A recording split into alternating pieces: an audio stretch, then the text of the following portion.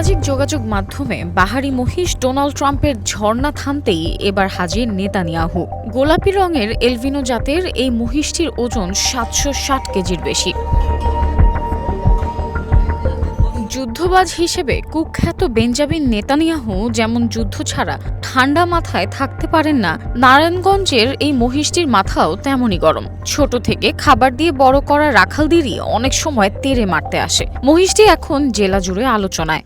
আর এই মহিষটা হচ্ছে অনেক দুষ্ট, মানে অনেক খারাপ, ধরতে গেলে মারে এবং শিং মারে, গোতা দেয়, ঠিক আছে, মানে অনেক দুষ্ট মহিষ, এই জন্য নেতানিয়াহু নাম রাখা হয়েছে। নেতানিয়াহুর বেড়ে ওঠা নারায়ণগঞ্জ বন্দর উপজেলার দাসের গাঁও এস ক্যাটল ফার্মে। এখানে আরও গরু মহিষ রয়েছে, সবগুলো পশুই বিক্রির পথে। ফার্মের রাখালরা বলেন, মাথায় অল্প চুল, মাঝে শীতির ভাঁজ, চোখের আকার আর উগ্র মেজাজের কারণেই এমন নাম রাখা।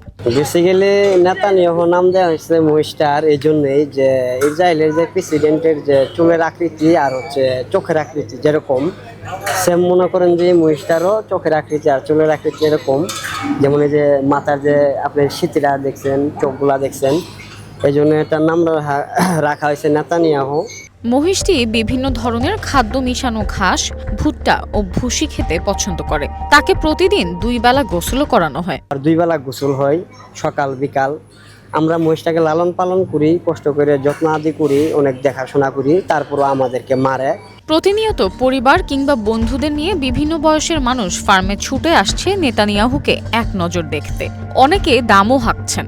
দর্শনার্থীরা বলেন, মহিষটি দেখতে আকর্ষণীয়। শুনি যে নেতানিয়াহু বিশ্ব নিয়ে কি দুষ্টুমি করে, ঠিক ওরকমই এই এস ক্যাটল ফার্মের নেতানিয়াহুর আকৃতি, গঠন, তার চোখ, চেহারা, তারপর ওর মাথার চুল, সবকিছু সেই নেতানিয়াহুর মতোই। শুনলাম এই জায়গায় নাকি একটা গরু আসছে, নাম ইসরায়েলের প্রেসিডেন্টের মতো নেতানিয়াহু।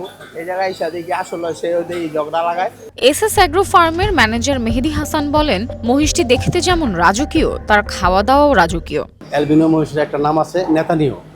নেতানিয়াহু যেমন উগ্র স্বভাবের, তার চলাফেরা সব কিছুই আপনার এই অ্যালবিনোর মধ্যে আছে ইনশাল্লাহ। তার খাওয়া দাওয়া অবশ্য রাজকীয়, 760 কেজি ওজন ইনশাল্লাহ চলতেছে। ইনশাল্লাহ ঈদের আগ পর্যন্ত আরও একটু বাড়বে। রাজকীয় জিনিস যেহেতু রাজকীয়ভাবে যত্ন করতে হয়, অতিরিক্ত খাবার দাবার দিতে হয়, গোসল দিতে হয়। ইনশাল্লাহ আমরা এগিয়ে চলছি, আপনারা দোয়া করবেন। বাংলাদেশে প্রতি বছর কোরবানি সামনে রেখে বিভিন্ন খামারিরা পশু মোটা তাজা করে থাকে। ব্যতিক্রম দেখতে ও বাড়তি আকর্ষণের কারণে রাখা হয় বাহারি সব নাম। ক্রেতারাও ব্যাপারগুলো উপভোগ করেন। Desk report, one digital desk.